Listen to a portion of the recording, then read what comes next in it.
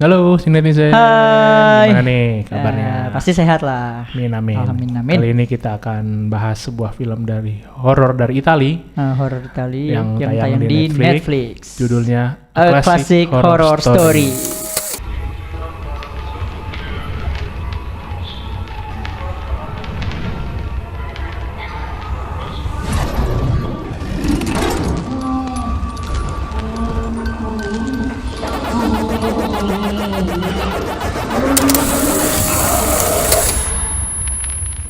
A Classic Horror Story ini tayang di Netflix, kalian bisa lihat di Netflix.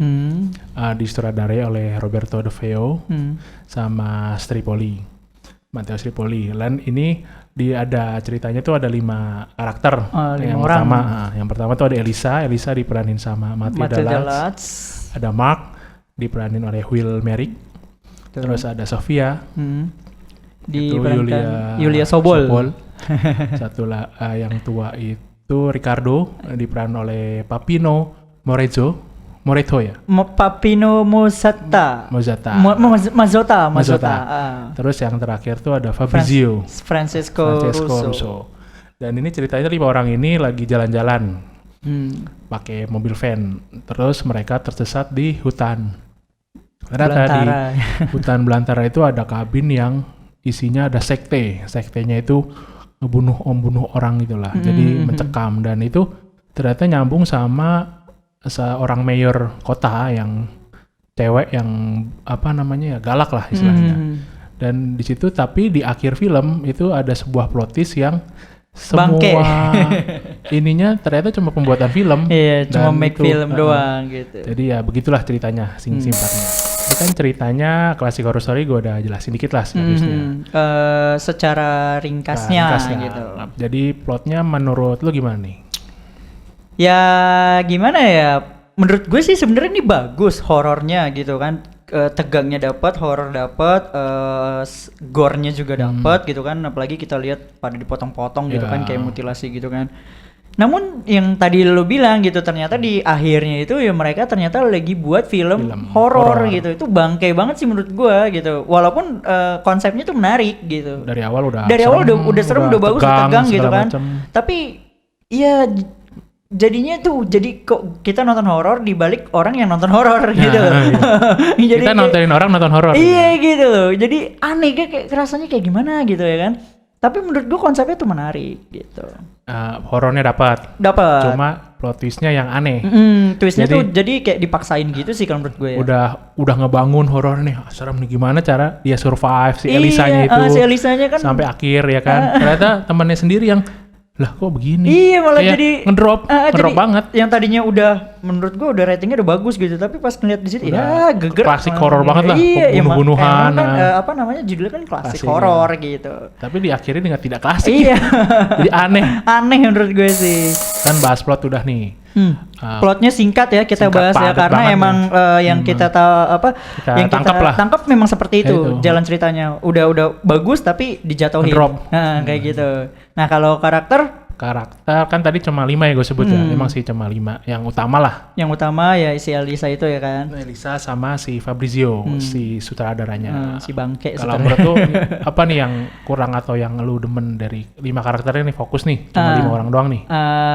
Di antara 5-5-nya nih, menurut gue semua masing-masing udah punya peran dan porsi yang pas sih. Jadi nggak ada yang jelek juga, nggak ada yang bagus juga, karena kan dari awal pertengahan dari awal-awal itu kan kita di bawah Heaven dulu nih, cerita-cerita story di bawah Heaven, dan mereka tuh menunjukkan sisi senang-senang dulu nih, mabok-mabok ya anak muda kayak gitu kan. Nah terus ketika pas udah masuk ke hutan itu, terus dia udah ketakutan, mencekam segala macam tuh udah kelihatan mimik wajahnya, aksi-aksi ekspresinya gitu. Itu jadi menurut gua mereka berlima ini pas banget gitu. Dan si bangke Fabrizio juga nih, walaupun dia yang sutradarain, dia juga ikut berperan gitu, kayak sutradara main peran film gitu. Itu bagus banget sih, keren kalau untuk karakter. Jadi gue nggak terlalu bakal banyak komentarin, mereka semua udah pas. Kalau lo gimana? Kalau tadi Fabrizio juga ini sih emang dia awal-awal ikut ketakutan kan, padahal kan dia yang bikin ya, bener-bener kan bangke. Kita nggak tahu kalau dia, kok dia, padahal kan dia yang paling kayak paling cemen lah dalam grup ya. Padahal yang paling penakut. Iya, jadi akhirnya wah plot twistnya malah ngedrop gara-gara dia. Iya, gara-gara dia juga kan. Terus, padahal dia udah ikut ketakutan, udah ikut tegang itu juga. padahal udah bagus lah dia meranin dari awal ya. Antisipasinya juga biar ngejaga temen kan kayak begadang-begadang gitu. Dia juga yang ngejatuhin bangke. Terus Elisanya juga bagus sih, kan dia ikut dari awal sampai akhir, terus akhirnya dia bingung. Loh, kok cuma di film ya? Bangke, bener-bener. Tapi kalau dia bener banget ya, kesel gitu kalau keselnya dia. Nah, keselnya Elisa ya yang kita rasain juga. Iya, bener. Dilampiasin sama si Elisa. Ya udahlah, jadi menurut gue pas semua.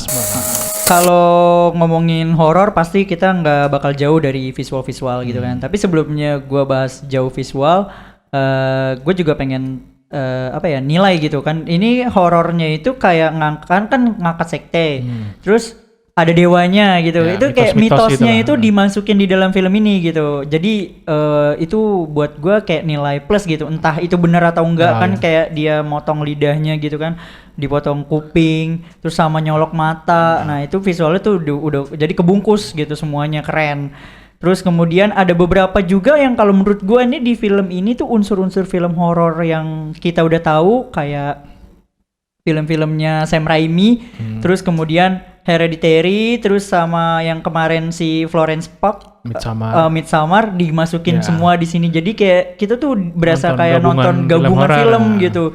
Dia bikin ini sutradara nih si Fabrizio, tapi dia masukinnya film-film horor yang ada di dalam horor kayak gitu. Mungkin jadi dia kayak terinspirasi sama film-film horor dimasukin gitu. ke filmnya dia. Gitu.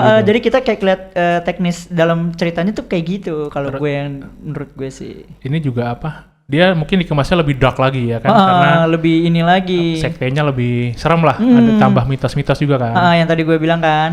Terus ini juga karena visual efeknya lah. Ini kan bagus nih, kayak bunuh-bunuhannya itu kejam gitu. Gore-gornya itu ya. Pertama dari kakinya patah aja udah kayak udah serem banget kan. Iya benar.